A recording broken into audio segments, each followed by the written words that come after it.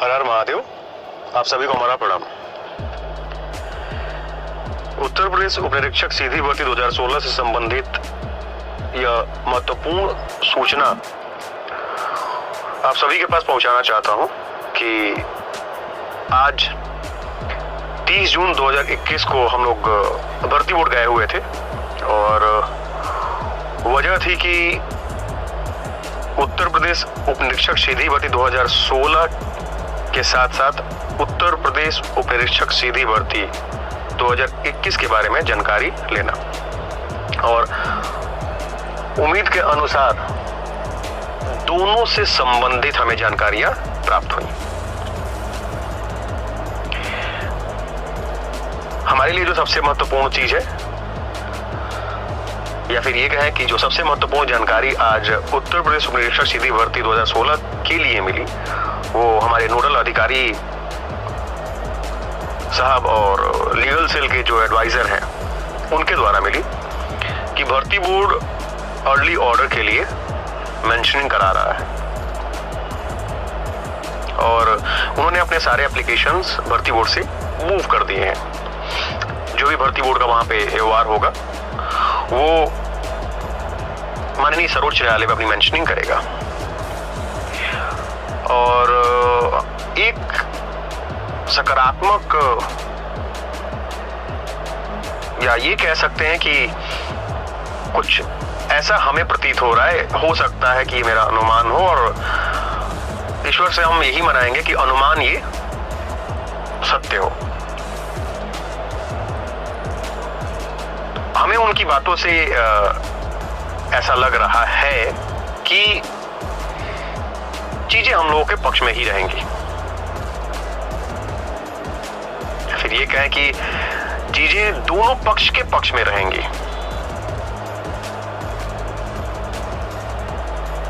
हम महादेव जी से यही मनाएंगे कि चीजें दोनों पक्ष के पक्ष में रहें और किसी को भी किसी प्रकार का नुकसान ना हो। ऑर्डर क्या आएगा वो भविष्य के गर्भ में छिपा हुआ है, भविष्य तय करेगा। कि जो भविष्य में जब ऑर्डर आएगा तो वो ऑर्डर तय करेगा कि क्या ऑर्डर होगा, परंतु ये अनुमान है। ये अनुमान है कि 2016 वैकेंसी में जो ऑर्डर आएगा वो दोनों पक्ष के पक्ष में होगा। बाकी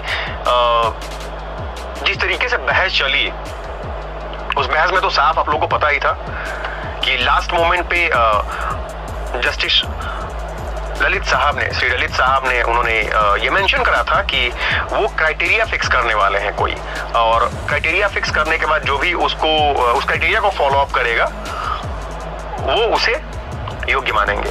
तो बहुत लोगों के मन में आया कि क्या क्राइटेरिया हो सकता है, क्या नहीं हो सकता। बहुत लोगों ने बहुत सारे तर्क दिए, बहुत सारे चीजों को रखा और आउटपुट ये निकल के आया कि अगर क्राइटेरिया अगर फिक्स होता है तो मे बी ये भी पॉसिबिलिटी है, ये फिक्स नहीं है बट ये पॉसिबिलिटी है कि रॉ मार्क्स पे क्राइटेरिया फिक्स हो। अगर क्राइटेरिया फिक्स हो रहा है तो दूसरी जो उसका आउटपुट हो सकता है, मैं उसकी बात कर रहा हूं। जितना हम लोगों ने देखा और समझा कि रिजल्ट रिवाइज सिंपल सी बात है, अगर कोई क्राइटेरिया फिक्स नहीं हो पाता है तो हाई कोर्ट का ऑर्डर इंप्लीमेंट करें।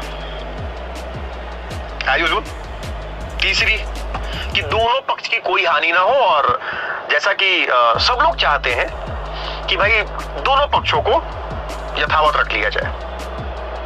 भाई जो ट्रेनिंग कर ली है उनको अपॉइंट किया जाए और जो लोग लड़ रहे हैं उनको ट्रेनिंग कराने के लिए भेजा जाए, जो लोग योग्य हैं। परंतु जो हम चाहते हैं वो चीजें इतनी आसानी से तो नहीं मिल जाती। ये आप और हमसे ज्यादा बेहतर कौन जान सकता है। फिर भी जितने हमारे एवार्स या फिर जितने हमारे सीनियर काउंसिल्स माननीय सर्वोच्च न्यायालय में बहस की और जिस तरीके से बहस किए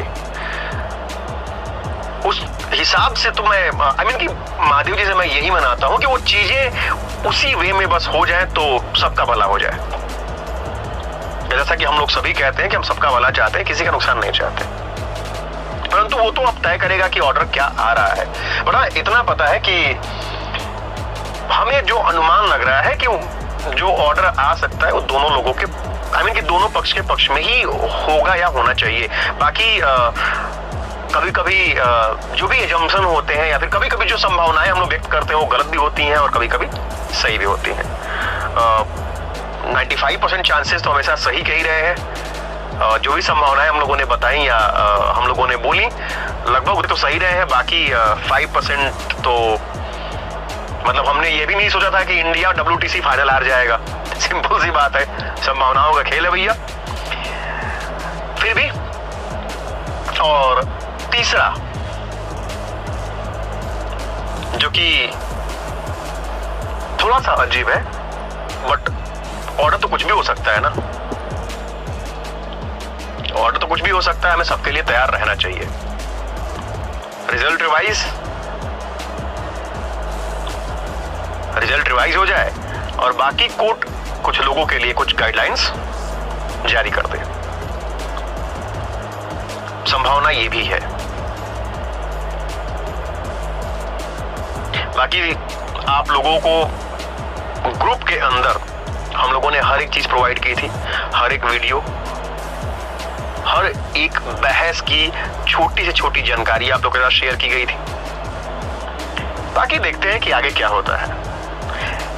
अगर रिजल्ट रिवाइज होता है तो सिंपल सी बात है, दोनों पक्ष के लोग सफर करेंगे, दोनों पक्ष के लोगों का नुकसान होगा और फिर से ये केस चलता ही रहेगा, जो कि हम नहीं चाहते। हम नहीं चाहते कि केस फिर चलता रहे। हम यही चाहते हैं कि केस को खत्म किया जाए। केस ईश्वर की कृपा से दोनों पक्ष के कि दोनों पक्ष के पक्ष में आ जाए, दोनों को कोई नुकसान ना हो और केस यहीं पे खत्म हो जाए। लगभग 1 साल होने को है प्रशिक्षु अभ्यर्थियों को घर बैठे हुए और लगभग सितंबर 2019 को हम लोगों ने माननीय उच्च न्यायालय डबल बेंच से जीत पाई, विजयश्री पाई, लखनऊ बेंच से विजयश्री पाई। उसको भी लगभग देखा जाए तो लगभग 1 साल से क्या 1.5 साल हो गए, 2 साल अब होने को है उसमें भी। तो ये अब जो इंतजार है, जो ये प्रतीक्षा हम लोग लगातार कर रहे हैं, ये प्रतीक्षा अब खत्म होनी चाहिए। बाकी देखते हैं। लाइन बस वही याद रखिए कि होई है वही जो राम रची राखा। मैं पुनः आप सभी भाइयों के सुखद भविष्य की मंगल कामना करता हूं। धन्यवाद। हर हर महादेव।